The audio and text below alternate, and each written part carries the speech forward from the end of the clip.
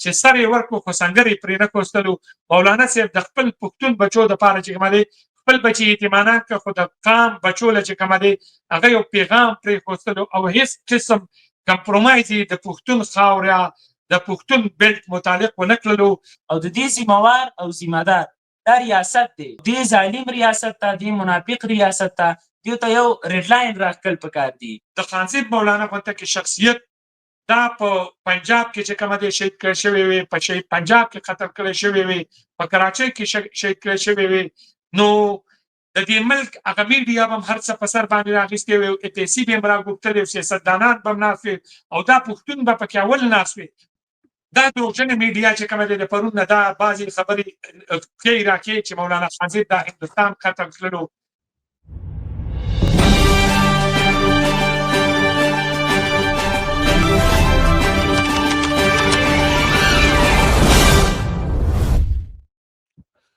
ستړي مشئ، سلامونه، زه رحمان بندر یم. دا پروګرام بی کاسټ دی. د پښتون ملت یو ستر شخصیت مولانا خانزیب خان چې ملتپال سیاستدان و، مذهبي کارپوهه و او د خپل وطن په درد دردېدلی شخصیت و. هغه په یو ډېر ناروا توګه باندې وژل شوی دی، شهید کړی شوی دی او د هغه جنازه ثابتوي چې د هغه په درد باندې ټول عالم دردمند و. د لکونو په شمېره کې خلک باجوړ ته تللی و، د لکونو په شمېره کې خلک د هغه په وژنه باندې فکرمند دي، غمجن دي. د نړۍ مطبوعات او په نړۍ کې موجود پښتانه چې دي په هغې باندې سوال پورته کوي، دا وژنې به تر کومه روانه وي؟ د کار سړي د سر سړي به تر کومې وژل کېږي؟ په دې موضوع زه ډېر زیات احترام سره دا وایم چې دې وخت کې چې لاسنیوه د جنازه ده، خو مولانا صاحب ورور مشر شیخ ګل باچا صاحب او د هغه زوی احتشام افغان ته ما پیغام ورولېږه، زما دوست او ملګری بلال یاسر ورولېږه. ما ورته مې وویل چې په دې موقع کې ډېر موضوعاتو باندې خبرونه روان دي، دا ډېره مهمه موقع ده، د غم موقع ده، خو زه غواړم چې ستاسو خپل نظر واخلم او په سنجیدګۍ سره ورته غوږ ونیسم. دا وخت ما سره مېلمه دی په دې پروګرام کې شیخ ګل باچا صاحب د مولانا خانزیب صاحب مشر ورور او احتشام افغان. تاسو دواړو ته باچا صاحب او احتشام، تاسو دواړو ته پروګرام کې په خیر علي ویم. ستړي مشئ، سلامونه قبول. زه د یو افغان وګړي په توګه، د یو شخص په توګه د خپل خوانه تاسو ته په دې پروګرام کې تاسو کورنۍ ته غم راضي هم کوم او تعزیت هم کوم او زه نه غواړم چې د غم په دې ورځ باندې تاسو ډېر وخت واخلم. نو مرکه به خپله شروع کړو ستاسو په اجازه. د کورنۍ احساسات درته وایم. د خانزیب صاحب له وژل کېدو وروسته راته ووایئ چې ستاسو کورنۍ له کومو احساساتو او حالاتو سره مخ ده. شیخ صاحب. ډېره مننه بنیري صاحب، ستاسو یو جهان مننه. یقینا خامخا څنګه چې تاسو ویلي، یو انسان چې کومه دی الله پاک ډېر زیات قیمتي پیدا کړی دی. انسان الله پاک چې هر څومره څوک وایي، نو به هر حال د مولانا خانزیب متعلق به زه دا ویم چې مولانا خانزیب یو ډېر ستر شخصیت و، یو ډېر پوهه عالم و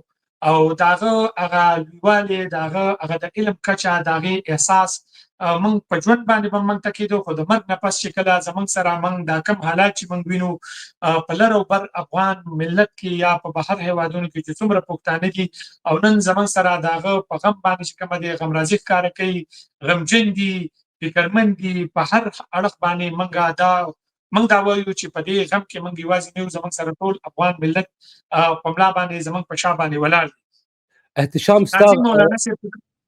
وبخئ، تاسو خبره پوره کړئ. شیخ صاحب خبره پوره کړئ، وبخئ، بخښنه غواړم. خانزیب مولانا صاحب زه ورته دا ویم چې زما د مور بچیو، زما ورور کشر،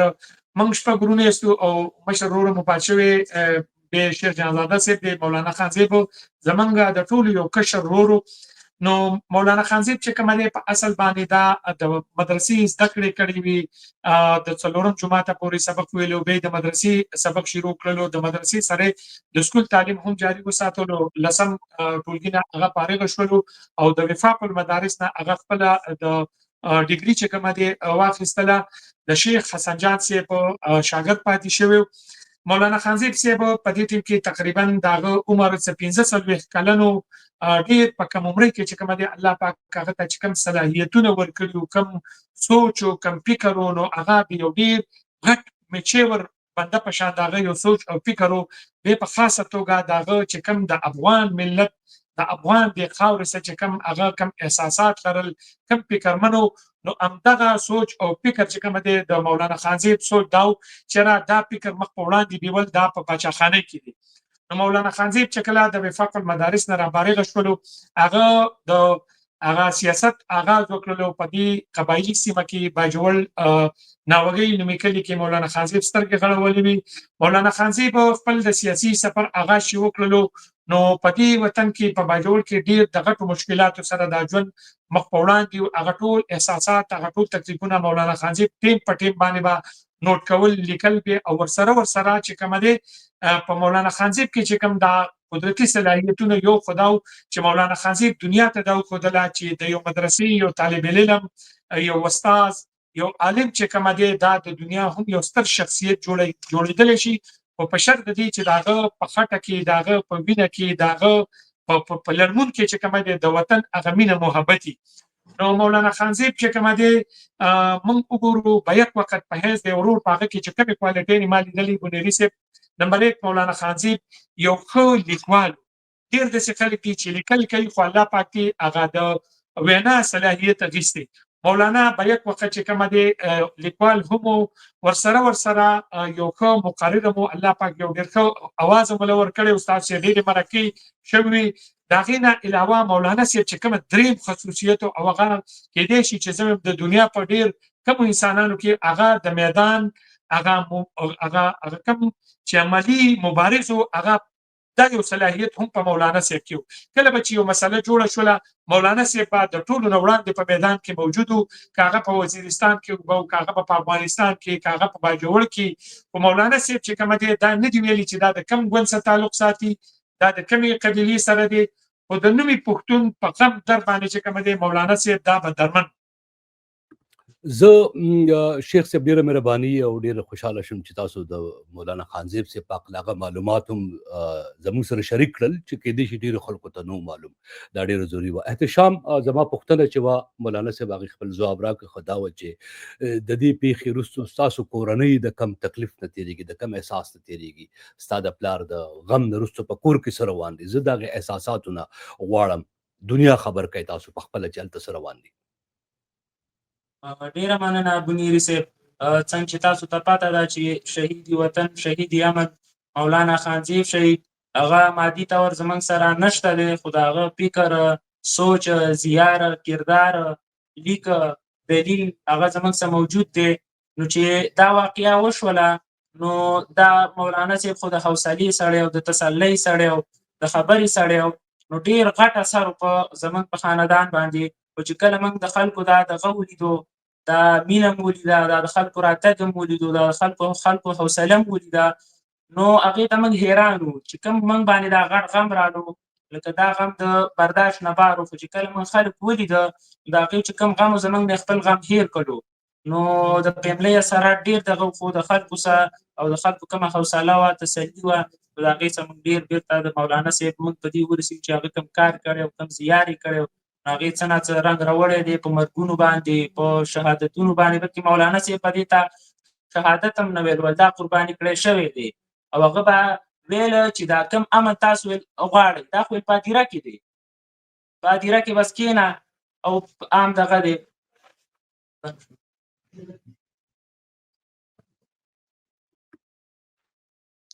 او احتشام ته زما غږ اورئ تاسو زما غږ اورئ احتشام ښه زه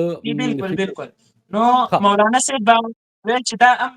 امن خو چې دی په هدیره کې دی امن خو د هغې نه مخکې خپل اختیار دی خپلواکي ده په وسایلو باندې اختیار دی نو مولانا صاحب به د دې چغې والې خو ظالمانو ډېر په بېرحمانه طریقې سره قتل کړلو او موږ چې څومره ادارې دي د ریاست دی د هغې نه دا مطالبه کوو چې د هغې قاتل موږ ته وښایي هغه خو ډېر بې ضرره سړی و ډېر خوږ سړی او په ژوند مین سړی او ژوند پرست سړی او یارباج سړی و هغه خو د داسې مرګ نه و نو څومره ریاستي ادارې دي د هغې نه موږ مطالبه کوو چې د هغه قاتلان دي موږ ته مطالبې نه مخکې زه یو پوښتنه کوم ته جواب راکړه بیا به خامخا موږ شیخ صاحب ته غوږ ونیسو. ستاسو په نظر کې د دې وژنې شاته څوک دي، د چا لاس دی؟ احتشام اول ته ووایه، بیا به مولانا صاحب ووایي. بنيري صاحب د مولانا صاحب چې دی د هغه خبره لیک دلیل هغه به داسې هغه ټول عمر څوک چیلنج کړي نه دي، بلکې خپله خبره به کوله. ټول عمر به دا دغه مو موږ ته به ویل تاسو خپله خبره کوئ، څوک چیلنج کوئ مه خوږه پسته نرمه خبره کوئ. خو موږ چې ګورو چې هر څوک دي او ذمواري خو ده د دې ریاست کنه دله دا کارډ موږ څه لیکلی دی په دې جب کې موږ له دا جب کې کارډ راکړی دی دسه دا د وفادارۍ سرټیفیکیټ موږ څه راخیستی دی. دا به ماله اولنۍ خبره ماله به حفاظت راکوي، سکیورټي به راکوي، صحت به راکوي، نور چې څومره بنیادي سهولیات دی هغه به راکوي. دا د ریاست ذمواري ده او د دې ذموار او ذمهدار دا ریاست دی. سره دا ژوند مخ په وړاندې هغه صحت به راکوي، نور چې څومره بنیادي سهولیات دی هغه به راکوي. دا د ریاست ذمواري ده او د دې ذموار او ذمهدار دا ریاست دی. ځکه کو ریاست دی کو هر څوک دی، خو د دې ذموار ریاست په دې دی چې دا ذمواري ده لکه په مین روډ باندې د باجوړ مین روډ د سی سی ټي وي کیمرو لاندې به مین د کالونۍ سجوخ دا واقعیات کیږي او ریاست وایي زه ناخبر یم ځان وباسي، خو ځان یې شاړې کلی دی که نه. نو موږ د دې واقعي ذموار دا ریاست ګڼو. شیخ صاحب تاسو څه وایئ؟ دې سوال ته به ستاسو جواب اورېدل غواړم. ما د احتشام جواب واورېد. سرجي خان زمان کاکړ راغلی، زه به بار لږ د هغوی تقریر واورم، ستاسو اجازه ده؟ تاسو به دوی څه وکړئ؟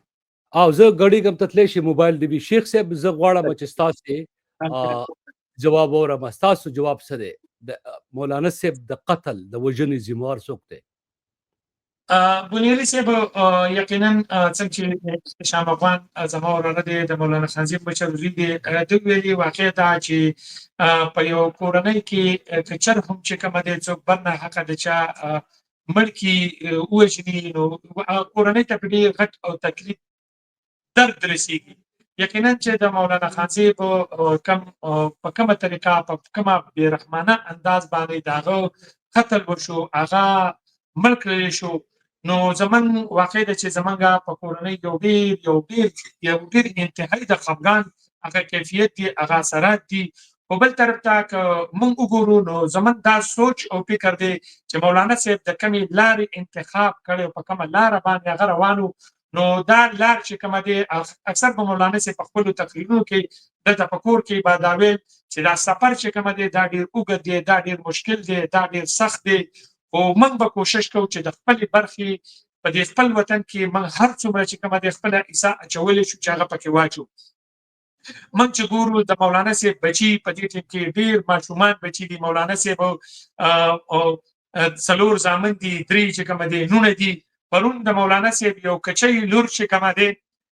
رالګي او خپل ورور ته چې کومه دی دا تسلي ورکوي چې وروره جاړه مو زه نه جاړم ته به هم نه جاړې. نو دا د هغه ماشومې چې کومه دی هغه د مولانا صاحب هغه د تربیت اثر دی، بلکې مولانا صاحب چې کومه دی خپل بچو له نه د قام بچو له لګېو، د دې خاورې امن له لګېو. خو زموږ خو دا سوچ او فکر موږ دا لرلو چې د دې قام د امن خبره څوک کوي، د دې قام د سوکالۍ خبره څوک کوي، د دې ریاست د تجارت خبره څوک کوي، په دې ریاست کې د شتمنو خبره څوک کوي.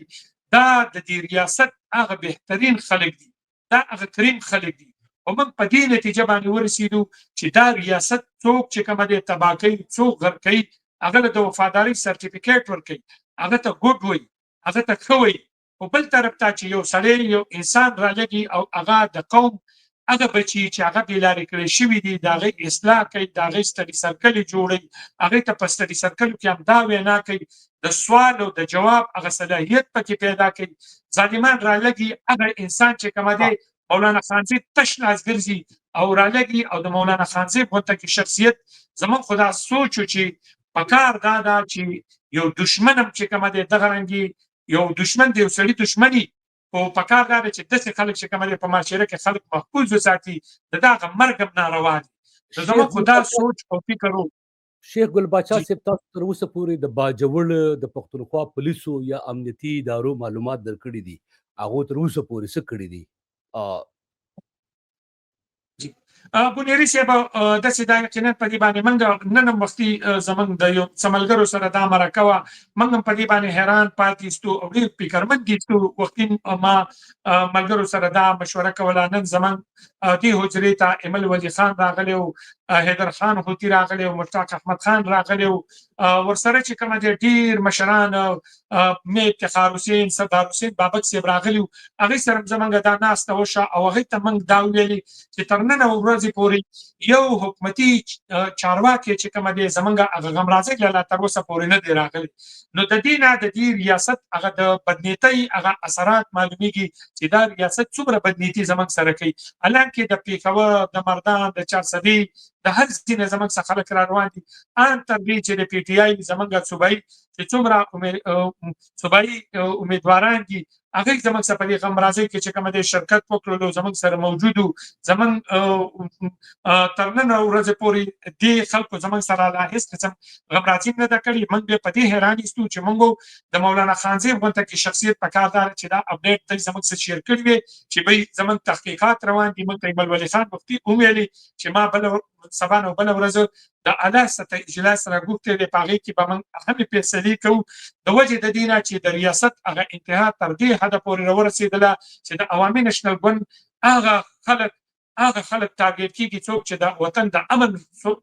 اواز پورته کوي. بیا د خانزیب غونډه کې شخصیت مولانا خانزیب غونډه کې شخصیت چې هغه د دې وطن د شتمنو بحث کوي، هغه د دې وطن د تجارت بحث کوي، هغه د دې وطن د افغانستان څخه چې څومره تړلې لارې دي د هغې بحث کوي، هغه په ځوانانو کې اویرنس پیدا کوي، اګاهي پیدا کوي. نو لا تر اوسه پورې چې کومه دی دلته چې لوکل زموږ کمې ادارې دي یا زموږ حکومتي چارواکي دي که هغه ډي پي او دی، ډي سی سی دی، لا تر اوسه پورې زموږ سره هېڅ قسم انفارمیشن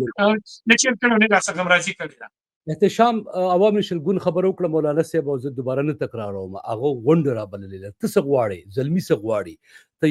زلمی یې، ته د هغه زوی هم یې، خو ته د قام او د ملت یو زلمی هم یې. د زلمو سوچ سره د مولانا صاحب د وجنې نه وروستو څه کول پکار دي سیاسي ګوندونو له، په خاصه توګه عوام نشل ګوند له؟ د دې نه مخکې ډېر زیات داسې کسان ووژل شو، غونډې وشوې، د غونډو اجلاسونه وشو، مذمتونه وشو. هم دا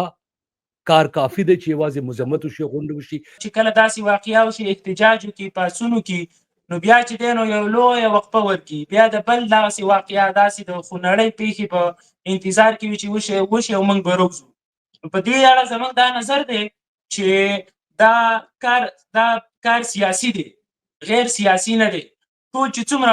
پارټیانې دي دا یو کېدل پکار دي، دوی له اتفاق پکار دی، دا د اتفاق نه بغیر نه کېږي. او دې ظالم ریاست ته، دې منافق ریاست ته دیو ته یو ریډ لاین راښکل پکار دي چې څومره پښتون قیادت دی اول دیو له یو کېدل پکار دي. دوی یو کېږي نه، په یو خبره باندې ډېر اختلافات وي، خو د دې وطن لپاره ډېر مشترکات هم شته دی که نه، په هغې باندې دوی ولې نه یو کېږي؟ یو راشي بل نه یو کېږي، بل نه یو کېږي، هیلې بهانې یو بل له ګوري. نو زموږ دا خیال دی څنګه چې د مولانا صاحب د ژوند نه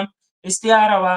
چې هغه به په هر چا باندې ښه لګېدو، په چا بد نه لګېدو، ځکه هغه د دلیل سړی او د فکر سړی او د عقل سړی او د ټولو پښتنو خبره به یې کوه، یوازې د نیشنل ګوند خبره به یې نه کوه، د باجوړ خبره به یې نه کوه،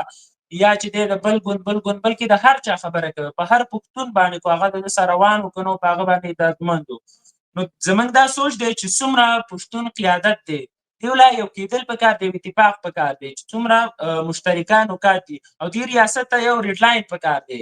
چې آینه هغه خو اوس بس یو د کاغذ ټوکړه ده. کوم چې دا ریاستونه خدایي سیستمونه نه دي راغلي، خو انسانانو ساز کړي دي، د وخت سره بدلېږي را بدلېږي. ته چې زما د سیکیورټي ذمهواري نشي پوره کولی، نو ستا د سټیټ د پاتې کېدو بیا څه جواز نه دی پاتې. نو په کار ده چې یو ریډ لاین ورته راښکي او ټول پښتانه مشران یو شي. نو اول مسله دلته ده، د قام نه ګیله کوي. مولانا صاحب به ویله د قام څه نه کېږي، خو د قام نه بغیر هم نه کېږي. نو هغه ویل د دې پښتنو نه به ګیله نه کوئ، ویل دا دغه قام دی، دې ته به ځان ډېر وي آی پي کوئ نه، ډېر ویل د دې سبا ځان به ورته راکوزوي، د دې سبا چلېږي. دا ویل د ورشو مست سونه دي، ویل دا ستاسې ځي، خو د دې نه به ډېره ګیله هم نه کوې. ته خو اول را یو شه که نه، ته د قام نه ګیله کوې. نو موږ دا وایو چې د اولنۍ خبرې اتفاق پکار دی. اتفاق خبره ډیره مهمه ده. مولانا صاحب ډیر مخلوق څنګه چې په شروع کې ما وویل او تاسو هم وینئ، خو ځینې خلک اوس هم خاموشه دي. یو حکومت دی، تاسو د حکومت خبره وکړه، د صوبې او د وفاق او د پاکستان مطبوعات هم خولۍ ګنډلې ده. پاکستان مطبوعات په ټیک ټاکرانو باندې 2 غنټې 3 غنټې 2 ورځې پروګرامونه کوي، خو د یو عالم، د یو مدبر، مفکر، د یو سیاستدان، د وطن د یو اصلي بچی په بې دردانه وجنه باندې د پاکستان مطبوعات خاموشه دي. دا په خپل ځای، حکومت او صوبې په خپل ځای، پولیس په خپل ځای، خو دا سیاستدانان چې مذهبي مشران دي چې مولانا په هر جنازه کې ولاړ وو او ځینې داسې خلک چې اوس هم خاموش دي، دې خاموشۍ علت څه ګڼې ته، وجه یې څه ګڼې شیخ صاحب؟ بنيري صاحب دا د سینه بالکل دا ډیر زبردست سوال تاسو کو او دا د هر وګړي په ذهن کې دی او په دې باندې نن سنیت المشتاق صاحب چې راغلی یا د جمعیت چې کوم صوبایي قیادت او صوبایي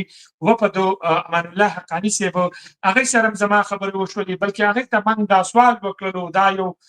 زاری متوکل، دا یو مینت متوکلو او ایمل ولی خان او امیر خان حیدر روتی سره هغه تم دا سوال وکړلو چې کله تاسو یو الیکشن راشي، دغه رنګ یو حالات راشي، نو د خپل مفاداتو لپاره دا ټول سیاسي قیادت په یو ټیبل باندې کینی، نه به اسټابلیشمنت یادي، نه بل یادي، نه بل یادي، ډیر یو ښه فارموله راوباسي چې به په دې طریقه باندې به منګه حکومت جوړو، په دې طریقه باندې بځو. خو که د خپل مفاداتو لپاره ته را یو کېدلی شي، په کار دا ده چې د دغه مفاداتو په ځای باندې د یو عام وګړي د ولس په مفاداتو باندې هم ته را یو شي. اکثر خلک دا وایي پښتانه را یو کېږي او دا د سیاستمدارو دا یو وینا په هر ځای باندې وایي یاره قام نه را یو کېږي. په کار دا ده چې دا 10 یا 15 یا 20 ګوندونه دا دي، ورسره مذهبي ګوندونه چې هم زمونږ څومره دي دا راټول شي، دا کینی، دا په دې خبره باندې دغه شی یو نکات ایجنډا سیاست او جنډا دا د هر څه خپل ده، څوک برګ لګي، څوک شنه لګي، او څوک سره لګي، څوک تور لګي. خو به په دې ټیم کې په پښتنو باندې چې دا کم حالات روان دي او دا کم ظلم روان دي، دا کم جبر روان دي او دا کم زیاتی روان دي، پرنا ورځ باندې منګه دا هر څه وینو، د باجوړ حالات وینو، د سوات وینو، د بونیر وینو، د مومند وینو، دغه د وزیرستان وینو، شپه ورځ شغي وای زمونږ میډیا په دې باندې مکمل خاموشه ده. دا غینه علاوه چې پاکستان یو سپر طاقت چې کوم دی ځان ته وایي، یو اټمی قوت دی د هندستان غونډه کې هیواد سره په 9 ورځو کې چې کوم دی دا یو جنگ یو نتیجې ته رسي. په بل طرف ته چې په پښتون بیلټ باندې کم جنگ روان دی، کم ظلم روان دی، کم جبر روان دی، تر نن ورځې پورې ریاست په دې باندې خاموشي اختیار کړې ده. مرګونه دي کدا د خانزیب مولانا غونډه کې شخصیت دا په پنجاب کې چې کوم دی شهید کړی شوی وي، په شهید پنجاب کې قتل کړی شوی وي، په کراچۍ کې شهید کړی شوی وي، نو د دې ملک هغه میډیا هم هر څه په سر باندې راغیستې وي، او اتحادیې به هم راغوښتلې، سیاستدانان به هم ناست وي او دا پښتون به پکې اول ناست وي، په اول خط اول کې به پکې پښتون ناست وي. زمونږ دا مطالبه ده د څومره سیاسي پارټۍ چې دي، موږ دا نه وایو مولانا خانزیب د پښتنو د لپاره کم سټرګل کو، کم مهنت کولو، بلکې د خانزیب مولانا خپل بیان ماته دا وه، هغه چې ما د دنیا ډیر زیات انقلابات چې څومره انقلابونه راغلي دا ما مطالعه کړي دي او مطالعه مې په هغې اخري نتیجې زه دې ته رارسولی یم. انقلاب فرانس، انقلاب ایران، دغه رنګې د خالد بن ولید حواله به یې پکې هم کله کله راکړله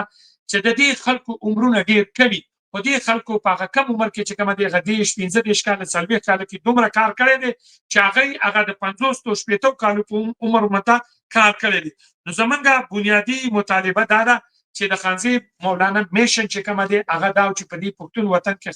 امن راشي. صحیح ده، موږ له خو نن ټول ګوندونه را روان دي، غم رازیم کوي، دغم کوي، خو نه د خانزیب مولانا د وینا مطابق نه دا اولنې قتل دی او نه دا اخیرنې دی. صرف دومره ته چې کله لږه خاموشي کله راشي، لږ کلارې راشي، هفته نیمه راشي، موږ به انشاءالله خبرې امن طرف ته روان دي. زمونږ خو دا سوچ و، زمونږ خو دا فکرونه و، موږ ته به علما او حضرات دا ویل چې افغانستان کې چې کومه دی امریکا ده او دغه نه که امریکا لاړې شي د هغې نه مخکې روس و، د روس نه پسې امریکا راغله، چې امریکا راغله موږ به په دې هېواد کې به امن راشي، کلارې به راشي. د بله مرغه امریکا خو نن نشته دی، خو بیا په دې هېواد کې چې کومه دی همغه رنګ نه کلارې روان دي. بل زه دا خبره به مخکې ویسم، د دوی دا دروغجنه میډیا، دا دروغجنه میډیا چې کومه دی د پرون نه دا بعضې خبرې ښیي راکې چې مولانا خانزیب دا هندوستان قتل کړلو، هندوستان چې خانزیب مولانا دلته ودی په لاهور کې چې کومه دی د خانزیب مولانا نه ډېر غټ شیخ الحدیث او شیخ القرآن شته دي هغه ولې نه قتل کوي یا چې کومه دی دغه رنګې نور بعضې خلک دا یادوي نو موږ په کلکه چې کومه دی د ریاست د ادارو سره موږ په ټولو سیاسي ګوندونو باندې چې کومه دی دا یو غږ کوو چې سیده زموږ ورور مولانا خانزیب زموږ ځان له ورور نه دا د ټول لر او بر پښتون ملت چې کومه دی ورورو د هغې دغه تعزیتونه موږ ته پته لګي خو موږ بیا هم په سیاسي ګوندونو باندې دا غږ کوو چې الله ته وګورئ د الله قرآن ته وګورئ که تاسو چېرته د دې پښتنو سره لږ مخلص شوئ او دا یو نکات ایجنډه چې کومه دی مخې ته راوړئ چې د پښتنو په دې یو نکات ایجنډه باندې راځئ موږ یو کېږو د دې ریاست څخه بالکل موږ نه د ریاست خلاف ایستو نه ریاست رانول غواړو نه د ریاست چې کومه دی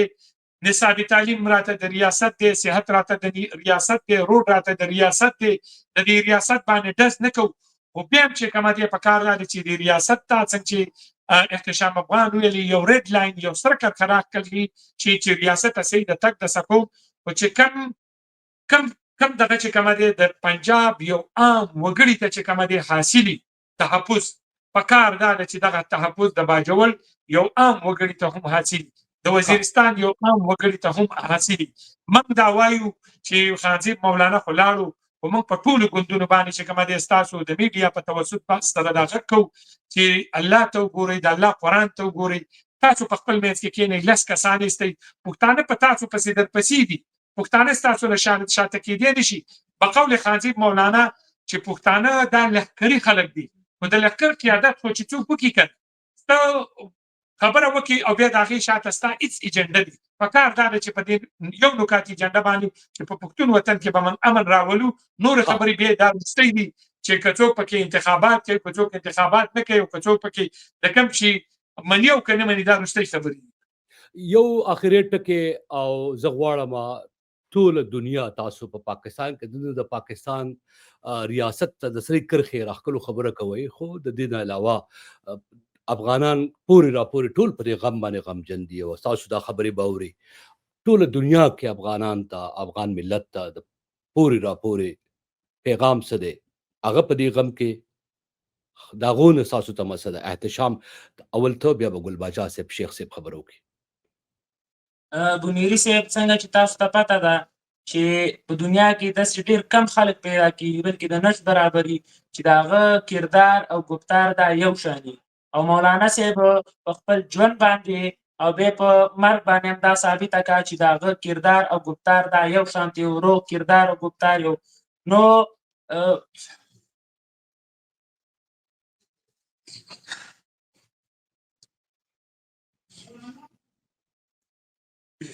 نو مولانا صاحب نه یوه ورځ ما تپوس وکړو بهر تللی نو ما ورته وویل چې ته خو زموږ نه د بار خلکو سره ډېره مینه کوې نو ما ته یې وویل ویې خاندله ویل ما ته د خپلو بچو نه د قام بچي ډېر ګران دي ویل د هغې سره ډېره مینه کوم بلکې دا څه وخت خو هغه مولانا صاحب د قام د دې مینې دومره لیونی کړی و چې هغه زموږ نه داسې ناشنا شوی و بس د سهار ناشته به و که دا به بیا ورک و نو زموږ سره لږ ناشنا شوی مو دا څو دغه نو احساسات خو ډېر زیات دي خو د مولانا صاحب چې کوم کار او فکر او زیار او سوچ و نو هغه هم دا چې پښتانه یا چې څومره هم قامونه دي هغه د خپلو وسایلو نه خبر کی د مسایلو نه خبر کی د اختیار د خپلواکۍ نه خبر کی او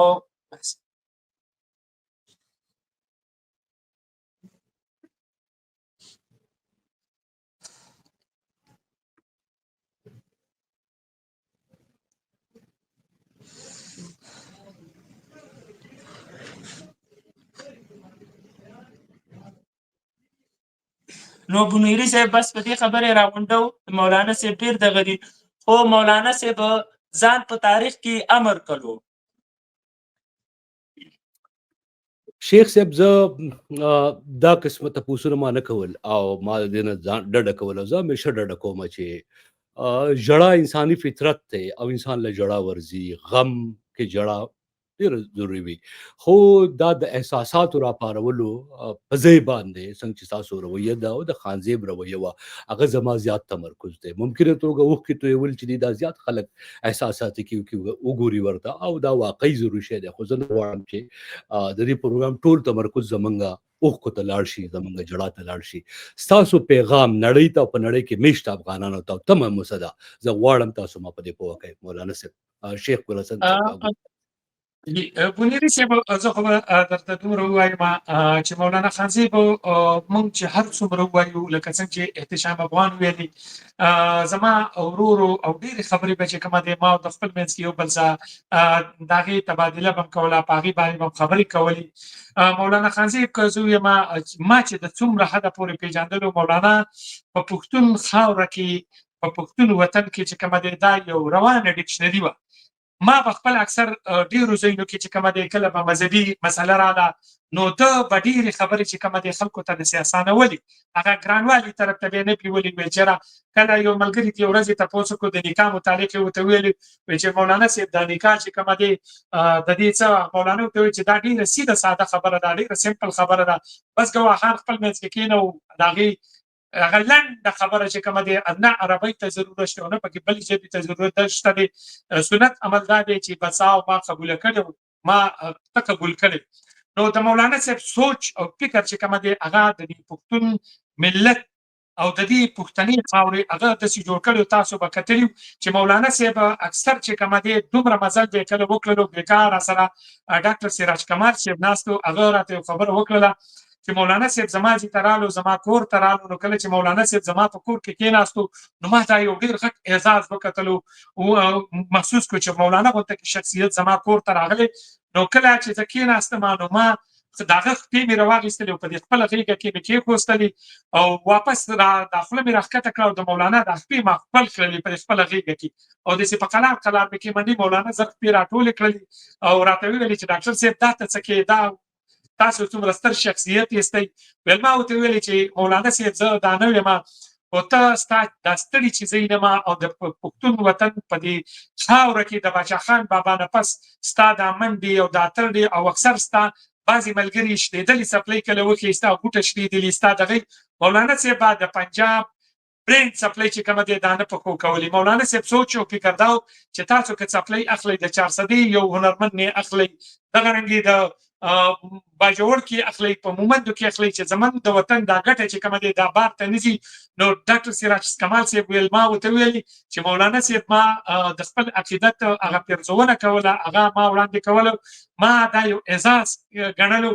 چې یاره ستاسو چې کومه دی زه دا خپې خپل کړمه. نو مولانا صاحب کې دا یو خصوصیت او زه دا ټولو پښتنو ته ستاسو د چینل په توسط سره دا وایم چې مولانا صاحب اکثر په پښتون خاوره کې چې څومره اتلان دي کاغه زمونږ فقیر صاحب و کازه سید باچا خان بابا خو زمونږ یو ډېر ستر شخصیت تیر شوی دی. دغه رنګې زمونږ چې کومه دی غازي عمرا خان یا تورنزو باباجي یا ډېر داسې ورک خلک یو ورځ خانزي مولانا ماته ویلې ماته تلیفون وکړو ویل یاره ګاډی راوباسه مالولې ویل وزیرستان کې راته چا یو زمونږ یو ستر اتل ښودلی دی په هغه پسې ځمه چې د هغه معلومات راوړمه. دغه رنګې ستاسو غونته کې شخصیات یا نور افغان ملتپاله خلک چې کومه دی د هغې کتابونه د حبیبي صاحب دا کتابونه به یې راغوښتل او دې خپلو ځوانانو ته به یې دا ښودل چې بهی ستاسو نه خپل اتلان چې کومه دی دې ریاست د دې ادارو چې کومه دی هغه ورکړي دي او ستاسو په ذهنونو کې چې کومه دی نور خلک چې کومه دی کېنولي دي. نو منګه دا غواړو منګه دا پیغام چې کومه دی ټول پښتنو ته دا ورکول غواړو چې مولانا خانزیب چې څنګه په وینا کې دغه رنګ په عمل کې دا به په عمل کې ثابتوله. مولانا صاحب په خپل نن زه د مولانا صاحب په هغه ځای باندې ناست یم چې په کوم ځای باندې به مولانا صاحب ستاسو سره مرکې کولې. نو مولانا صاحب دلته په خپل کلي کې زمونږ یو غر دی دې کې څه 2.5 لکه ونې کرلې وي او هغه دا ویلي چې هر یو کار چې کومه دی دا ریاست نشي کولی په دې دا خپل وطن دا به موږ په خپلو مټو باندې چې کومه دی دا آبادو. مولانا صاحب څنګه چې په وینا کې او دغه رنګ په عمل کې هم مولانا صاحب په خپل کوشش به دا کول ځوانانو ته ویلي چې خپل وطن ګلوبل وارمنګ حالات را روان دي دا وطن به چې کومه دی په دې کې به ونه کرو په دې کې به بوټي کرو په دې کې به میوه کرو. خو مولانا صاحب دا یو خبره ثابت کړله موږ سره چې دغه کومه دغه اکثر به دا ویل او دا زه ټولو پښتنو ته یو پیغام ورکوم کوم چې د پښتون خاورې نه روان دي او ډېر په تیزۍ سره نور غربي هیوادونو ته یا دغه یورپا ته روان دي. مولانا صاحب به خبره کوله چې سر به ورکوو خو سنګر به نه پرېږدو. مولانا صاحب حالانکه مولانا صاحب چې کومه دی ډېر صحیح دی، یو مشکل ژوند په دې خپل وطن کې تېرولو، خو هغه په مرګ باندې دا ثابته کړله چې سر یې ورکړو خو سنګر یې پرې نه کوستلو. مولانا صاحب د خپل پښتون بچو دپاره چې کومه دی خپل بچي یتیمانان کړه، خو د قام بچو له چې کومه دی هغه یو پیغام پرېښودلو او هېڅ قسم کمپرومایز یې د پښتون خاوره د پښتون بیلټ متعلق ونه کړلو. تر اخره وخته پورې چې کومه دی خپله مبارزه جاري وساتله. او زه بهر چې څومره په بهر هیوادونو کې څومره زمونږ پښتانه دي یا دلته په دې وطن کې دي، هغوی ته زه دا وایم چې د مولانا صاحب کمیشن و انشاءالله تعالی دا به موږ او تاسو په شریکه باندې جاري ساتو. مولانا صاحب 2 کتابونه چاپ کړي دي، نور چې کومه دی 3 د هغه تیار پراته دي، انشاءالله دا به هم چاپ کوو. او د هغه دا میشن دا وینا دا به موږ مخ په وړاندې بیو. مولانا صاحب دلته په ودونو کې خلکو له تحفې نه وړلې، هغه به کتاب ورکو، قلم به یې ورکولو. اکثر ځوانانو چا توره اخیستې، چا ټوپک اخیستې. نو من مولانا صاحب سوچ دا چې زمونږ نه خپل مولانا صاحب په دغه اړخ نه علاوه چې کومه دی په خپل کلتور باندې به هم او هغه دا کوشش و. تاسو ته زه یو بله خبر وکړم چې مولانا صاحب دا ویلي چې ما د یونیورسټي سټډي سرکل مکمل کړي. ما ته ویل نیکسټ پروګرام به دا دی چې زه اوس ځم مدرسو ته، او په مدرسو کې د بعضو محتممینو زما خبرې کړي، مدرسو کې زه سټډي سرکل کوم. او د هغې نه پس 3 پروګرام زما دا دی چې دا د یونیورسټۍ الک او دا د کالج الک او د مدرسې دا طلبه دا په شریکه کېنوم او د دې سټډي سرکل به کوم. دا کومه خلا چې د منبر او د جومات او د محراب ترمنځ راغلې ده، د دې د یو کېدلو سوچ لرلو. مولانا ډېر یو غټ فکر لرلو او دا به صرف او صرف د مولانا چې کومه دی یو خپل سوچ او فکر و. مولانا چې څنګه په ژوند کې دغه رنګ د کور په معاملاتو کې انتهایی زما ورور انتهایی کلیر او انتهایی صفا او د حسد کینې بغض نه. او بعضې خلک به په هغه باندې دومره خواږه ولګېدل چې کله به هغه دغه شو. هغه دا نه دي که د مشتاق احمد صاحب د جماعت اسلامي کڅو خو مولانا صاحب ته مشتاق احمد صاحب دومره خوږ به لګېدلو، ویل دا زما د زړه ټوکړه ده. پکار دا ده چې موږ داسې خلک اپریشیټ کړو، څوک چې د دې پښتون وطن په غم او درد کې زموږ سره شریک دي. دا وطن زموږ وطن دی. اغیار غواړي چې د مولانا غونته کې خولې خاموش کړي. د مولانا خوله چې کومه دی په ډزې ایستلې مقصد یې دا دی چې دا د خبرې خوله چې کومه دی موږ بند کړو. د مولانا غونته کې هغه خلک دا چې کومه دی دوی په نښه کوي چې دا وطن پرېږدي، د دې شتمنۍ پرېږدي، د دې ابادۍ پرېږدي، د دې ځنګلې پرېږدي، کله پکې ورونه لګوي، کله پکې بل طرحې پیدا کوي. دا وطن د شتمنو ډک دی. مولانا صاحب اکثر یو خبره کوله، وطن مې ویل د سرو زرو مرغۍ ده.